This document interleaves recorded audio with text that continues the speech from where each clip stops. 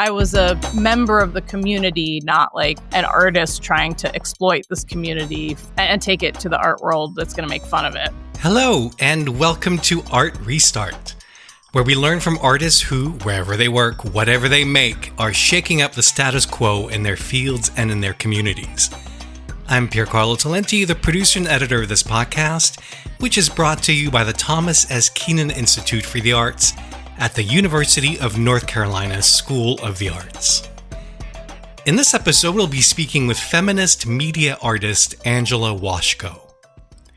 Now, admittedly, Angela's work doesn't lend itself to summarizing in a neat elevator pitch, so I'm gonna do my best. A lifelong gamer herself, Angela for years now has questioned, critiqued, made art about, and staged interventions in the online worlds in which we regular citizens often perform our identities, for better or worse. In 2012, she launched the Council on Gender Sensitivity and Behavioral Awareness in World of Warcraft, an in-game social practice project that sparked multi-hour dialogues between initially hostile players. Later, she created The Game, an RPG in which a player could try to negotiate a bar packed full of the type of male pickup artists who sell books and teach expensive workshops about how to seduce as many women as possible. I played the first level, and it was hair-raising. And just last year, fascinated by the allure and promises of reality television, she directed her first documentary, Workhorse Queen, about a few members of the tight-knit drag community in Rochester, New York, and their complicated relationship with RuPaul's Drag Race and the commerce of 21st century drag celebrity. She's found ingenious ways to exhibit her online and gaming work in institutions all over the world. And she is currently a professor and the MFA program director at the Stamp School of Art and Design at the University of Michigan. Angela spoke to me from her home in Ann Arbor just days after she'd wrapped filming on her newest documentary. She couldn't reveal too much except to say that it's about her favorite New York community cable access show from years ago. I guess we'll know more when we see it. I started off by asking her when she realized that questioning the world of gaming that she so adored would become central to her art making. Yeah, so I grew up playing games. I especially loved role-playing games. I was an avid reader, and I was so excited about these like very text-heavy stories that took 80 hours to play through, and that like I had this role in enacting, and I just loved them. I was lucky enough, even though I lived in a very rural place, there was this very, I don't want to call him bizarre because that's kind of mean, but this very eclectic collector of obscure role-playing games who opened his own video game rental store called Where Mark's. was this? This was in Sinking Spring, Pennsylvania, not a known place to most people. And it was called Mark's, M-A-R-X, TV Games. And yeah, he just had like all of these incredible games that I think most kids don't have access to, including like really obscure kind of early Japanese dating simulator RPG games, like kind of bootleg translations of Japanese games that didn't get like translated into English. Oh my God, that is language. so niche. You must have so been the niche. most cultured gamer out there. I was definitely like, you name a Super Nintendo RPG, I have probably played it and beat it. But anyway, so I was so into like kind of escaping into these role-playing game worlds. And eventually when I was in undergrad, like massively multiplayer role-playing games became a thing, first with EverQuest, then with World of Warcraft, and my college roommates and I were very into playing World of Warcraft together. I just played as a sincere, authentic gamer for a long time. And like there was always something that was frustrating about my experience, particularly in online role-playing games, because anytime either people I was playing with or like random people in a town like would find out in some way that I was like a cisgender woman behind my avatar, it would just change everyone's dynamic with me in this very heightened way. Yeah, so like when players would find out that I was a cisgender woman, they would usually react in one of like two categorical ways. One way was they would say something to the effect of, get back in the kitchen and make me a sandwich, show me something, some sort of like sexualized like expletive, some kind of like expectation that I was not good at the game now that they knew that I was a woman. Or I put that in like the kind of like super negative response, misogynistic responses.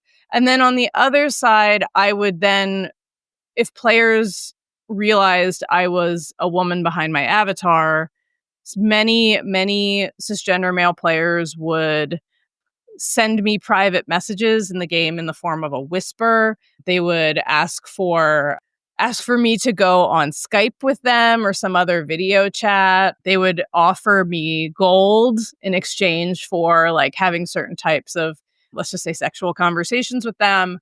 It was super frustrating to the point that I quit the game for a while because of it. Yeah, later as I was out of undergrad, I was starting to do artist residencies. I became introduced to a lot of socially engaged interventionist artists. The Yes Men, I started working with them. I moved to an art collective called Flux Factory in New York. And I was doing all of these like kind of interventions and performances in public space with them. And then I was like, wait a second, I participate in a virtual public space, and I could be like applying some of the methodologies that we're using public in this like physical public space in the game environment. So that's kind of how and that's where I had the moment of like realization that maybe it's time to not just like either give up on these games or ignore these dynamics that are happening, and instead like come up with an artistic strategy to facilitate discussions about what's going on and heighten awareness around this experience that marginalized players are having with these games. And you must have known, because doing an online intervention like the Council on Gender Sensitivity and Behavioral Awareness in World of Warcraft is very different from doing an in-person intervention, in that the amount of hostility, of anonymous hostility directed at you, must be exponentially worse. Did you anticipate what was going to hit you? Like, how did you prepare yourself?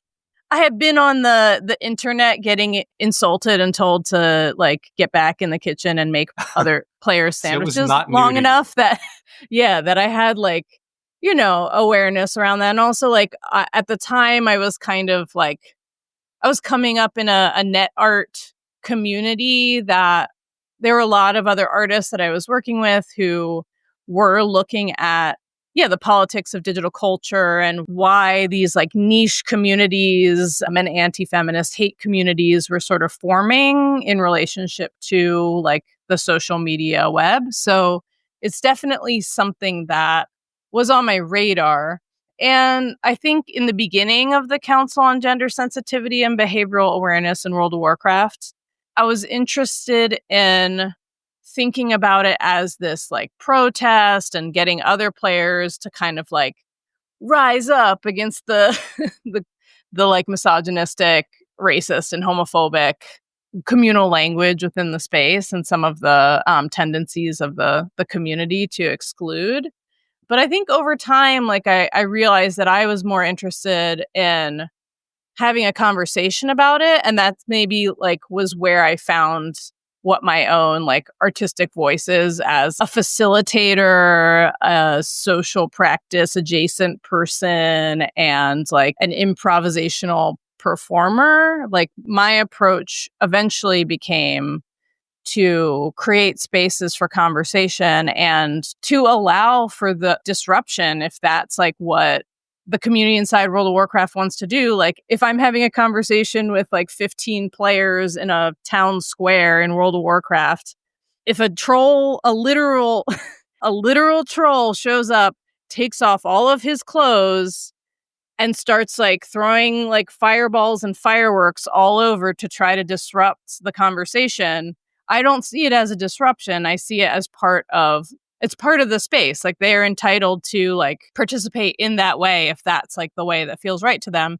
And I found that by like kind of allowing for that to be part of the work, that those people who were initially disruptive ended up having some of the most engaged, long conversations with the council and like creating space for those who maybe feel threatened by feminism to talk to an actual feminist without like the mediation of social media and like the rewarding of like niche community algorithm stuff.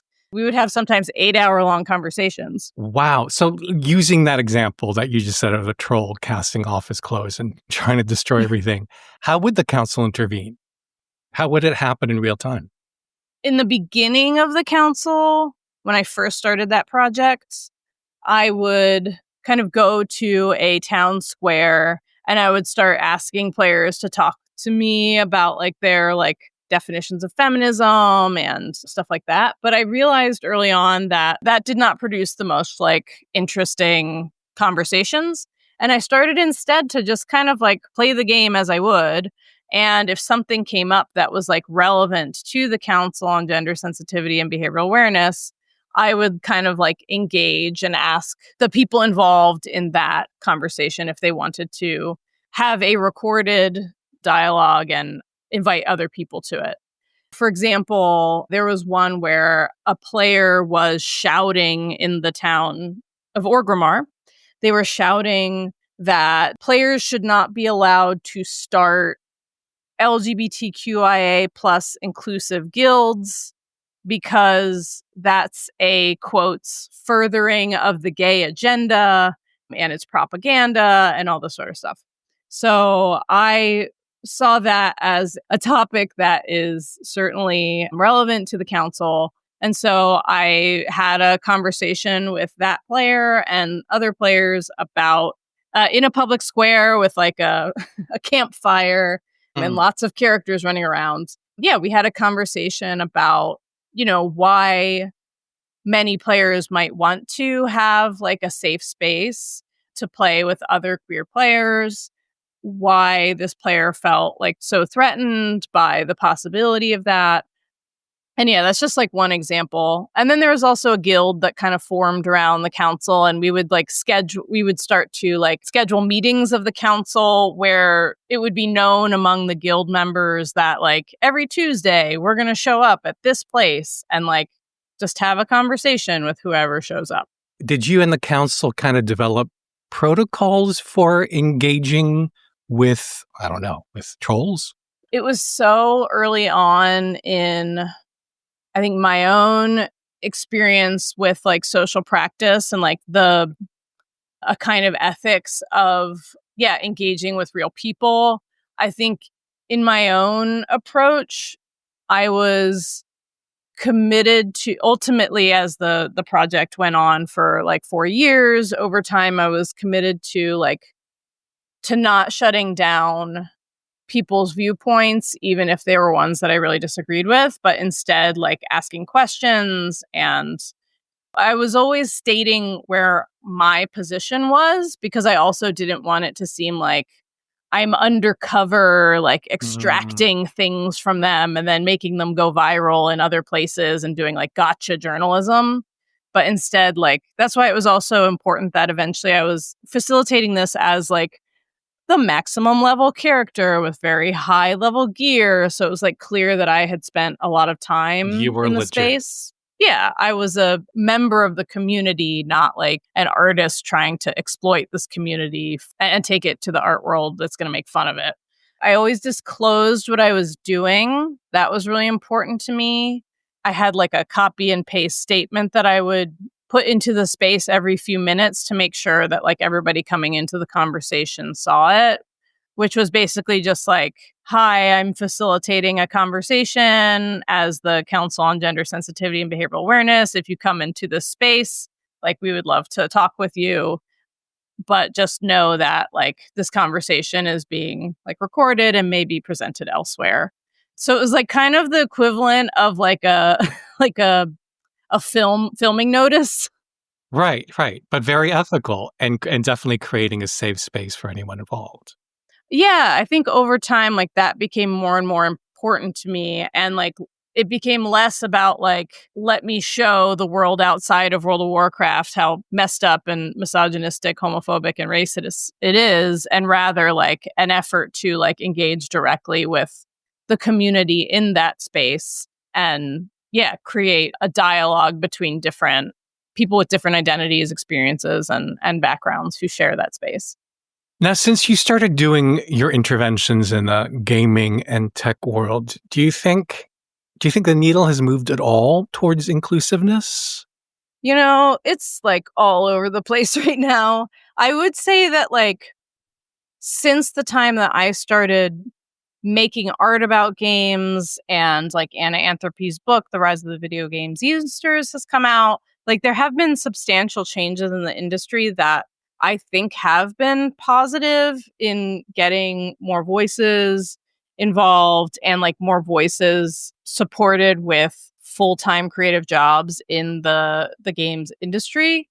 I think there are a couple of things that have like led to that. One is like the way that games get distributed now, the markets that games are distributed through, like the Steam market and the Nintendo Switch market and the PlayStation market, all of these like game markets, like the barrier to entry has changed. So there are way more indie publishers who can put their games onto these platforms, Oh. which there wasn't a thing like that before. Like Steam, when it first started, had this like pretty heavy vetting system. And now that's changed a lot. It means that there are a lot of really bad rip-off games in the market that are just like copies of other games. And it's like kind of annoying because there's too many games to sort through. And Paolo Pedercini writes a lot about that. But I will say that it's possible to encounter a very like small scale, very beautiful game that is not attempting to look like a AAA game because of those markets. So I think that's one thing. I also think like the tools and resources for game making have become more democratized. Like I think there are so many tutorials now to get started on, you know, if you wanted to use Unity, if you wanted to use the Unreal Engine, if you were more open source leading, if you wanted to use something like Godot, these are all things that there are resources to learn them yourself without the need to go through a specific program or a specific set of trainings. So there is like that. There's also the fact that, yeah, a few years ago, the industry had like sort of a reckoning around like sexual assault, racism in the workplace, like just lots of issues around the makeup of these developers. And, you know, there have been people who've been hired at, there's a great indie game developer named Soha El Swabi. She was like one of the founders of Dames Making Games in Canada. To me, a really important collective of experimental game makers. Anyway, she ended up becoming like she was making games in Twine. She ended up becoming like the lead of diversity and inclusion at Riot Games. Now she's a game producer there as well. Because a lot of these, like, yeah, a lot of these large developers are recognizing that people have been critical of issues of representation in games for a long time. They want authentic stories from new voices. And in order to get that, they have to hire new voices to tell those stories. Now, you became a parent 5 years ago, right? Yeah. Of a daughter, of a little girl. So I have two questions relating to your parenthood. One is, given what you know about the online world, how are you preparing yourself and her for the time when she goes online? And also, how did her arrival change the way you're approaching your art making? Yeah. Starting with the first question about, like Which every how, parent encounters, but I think given your knowledge, you have particular insight into this question. yeah, it's really a nightmare out there right now. I mean, because I grew up in the era of AOL, like some of the first like wide distribution of the internet, and certainly got into my own trouble in those spaces, like encountering from the very beginning, like, I would be in a chat room for a specific age of people, and there would be older people on there, and what it should have been was a red flag and a concern, but instead I was like, oh, they must think we're cool. Like Of my course. my longtime collaborator Anne Hirsch, she made a project called 12, which was about a AOL chat room for 12-year-old girls that eventually like was like kind of moderated and overseen by a 27-year-old man who was basically dating them all and soliciting like Oh, different inappropriate materials from them. So yeah, really horrible, but like also incredibly common in that era. And now everything's just like accelerated. People are online earlier. They're finding different places to like there's so many things that have been published about like things going on in Roblox, Minecraft, Fortnite, like you name a multiplayer game where kids are playing, like there has been like some form of blackmailing, scamming, or like inappropriate like sort of sexual advances on minors in those spaces. It's a nightmare. And then there's oh gosh, like there's so much to say about this. I'm like there's yeah. like Yeah, but yeah, I want her, as I'm sure you do, I want her to experience the same joy in gaming that you yes. had as a child. So how Yeah. are you gonna make sure that she can have that safely? Yeah, so one of the things that because I'm so engaged in media, so appreciative of media, but also very critical. I think like being intentional about what she's consuming. She's 4.5. She'll be 5 in November. We have limited screen time. And when we are going to watch something, it's going to be something that like I have previewed, that we've talked about. I know there are a lot of people because times are stressful, and also especially like post pandemic, like sometimes it's just like, here's this tablet, good luck. I'm just not like that, at least not at this point. Like I'm not going to just like let the algorithm choose a bunch of things, because I also know that like the YouTube like algorithm for kids also like moves toward more and more extreme material. James Bridle wrote a great essay on that. Yeah, so I'm very intentional. We recently I've been thinking about like when is the right time to introduce like games. And I definitely didn't want to like I've seen people who hand off like their phones to their toddlers with like a screen mashing like mindless game because it's the only thing that makes their kids stop screaming. And I totally get that. I totally like get the purpose of that. But I think because I care about the differences between like addiction driven design games and like games that are thoughtfully designed. I did recently get a new game system. So I recently got the Next Playground, NEX Playground, and it's kind of great. Like we play like 1 hour on it on a weekend, and all of the games are like physical in some way. They're like multiplayer, family oriented. She gets to like pretend to be Abby from Sesame Street, and like I'm Elmo, and we're jumping and we're like finding letters. Like, yeah, it's very physical. Most of the games are educational and they're like intentions, at least the toddler games on there. And yeah, there are specific games curated for toddlers. I guess the short answer here is just like being like really intentional and also like playing like with her. Like I think that's one thing that like I'm someone who knows games and likes to play games, and I'm happy to like play with her, and like if it becomes a major interest of hers to like support it in ways that are like, yeah, sort of engaged with the field and intentional. And then there's And the second question. oh yeah, which then was there's the second question about your art making, about how it's affected your current art making.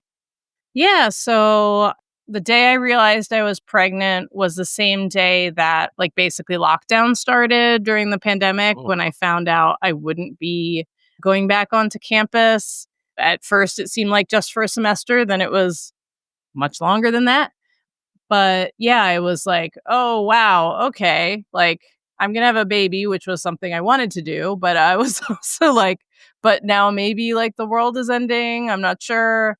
It was quite hard to feel like that isolated during that time. But at the same time, I think there was a reassessment of like the care structures that we have, the way that like we, at least in the US, have like deprioritized care. And I think there was a lot of like accommodations were like being made. And I think some of the ways that those have continued have been positive.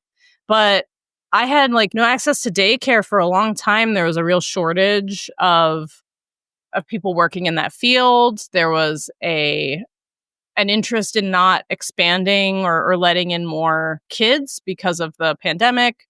So yeah, I did not have daycare for a long time, and I had to go back to full-time teaching. So yeah, I was trying to figure out like, what am I doing? How do I do this? How do I like put a film out into the world during this time, and also like feed in the middle of the night and watch reviews of or watch cuts of the film. Anyway, I ended up like deciding basically that I wanted to make a game that put players into the experience of like navigating these like sort of new pandemic experiences, while also like thinking about what it means to be an artist parent. And I also had to change like the way that I work because of the like care needs of my kiddo. And I started to like, I was prior someone who just would be like, I need to be by myself for like a week uninterrupted to like really focus on this thing and get it done. Well, all of a sudden I have this like child who needs to be fed every 2 to 3 hours, who needs to nap, who like naps in like little 45-minute bursts, who like needs constant like care. So I had to really change the way that I worked. And like these 45-minute naps became like the space where I was able to make. And so I started making all of the like animations for this game, these like hand drawn frames of animation, because that was something I could do within her nap time. And I started making this game. It's called Mother Player. And yeah, you play through basically like my experience being pregnant in the pandemic, maintaining a life as an artist, and like thinking through, yeah, what it means to have the transformative experience of like having a kid, being an artist, being a pansexual feminist person, and yeah, still trying to maintain a practice and a community despite all of these things. And my kiddo ended up like making the painted backgrounds for it, so they're really beautiful. And my partner made the soundtrack from all of her like toys that make sound, so it's definitely also like in its a family effort. Yeah, and it's like materiality for sure. If you'd like to read a longer version of this interview, just head to uncsa.edu/artrestart. Our theme music is by Shanghai Restoration Project. I'm Piercarlo Talenti, and on behalf of the Keenan Institute for the Arts at the University of North Carolina School of the Arts, thank you for listening.